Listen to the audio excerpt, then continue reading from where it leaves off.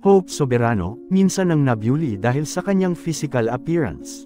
Sa recent vlog ni Dr. Vicky Bello, ay guest niya si Hope Soberano, na kung saan na-mention nga niya na isa si Hope sa may pinakamagandang mukha at figure sa showbiz na parang nasa kanya na ang lahat.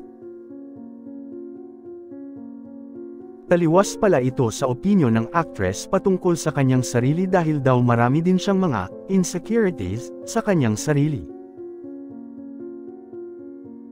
Unang inilahad ng actress na ang numero unong insecurity niya sa kanyang sarili ay ang kanyang timbang, na hindi na bago sa kanyang mga bashers and fans sa showbiz. Dahil ito kadalasan ang napupunan sa kanya dahil sa pabago-bago ang figure nito na minsan ang naging rason upang mapagdadahan siyang buntis.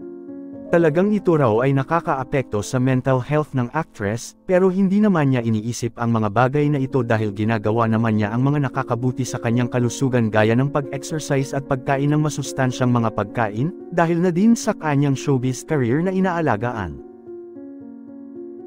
Na-mention din niya na madalas siyang may kumpara sa kanyang mga kapwa-artista na mas maliit sa kanya.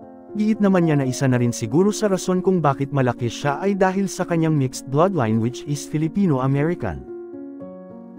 Aside sa kanyang timbang ay isiniwalat din ng actress na insecure din siya sa kanyang balat, bunga na rin sa change of environment na hindi niya nakasanayan dahil nga lumaki siya sa Amerika at biglang lumipat sa Pilipinas kaya nagkaroon siya ng mga rushes, na minsan ang rason upang siya ay mabuli sa school gaya ng pagtawag sa kanya na hayop dahil sa mga galis sa kanyang balat.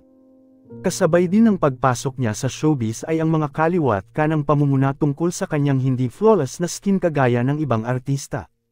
Hayagan naman pinagtapat ni Hope na talagang nagkaroon siya ng alopecia way back 2020 na lalong lumalala dahil sa nature of job niya bilang artista na talagang stressful. Pinigyan din siya ng konting tips ni Dr. Vicky Bello.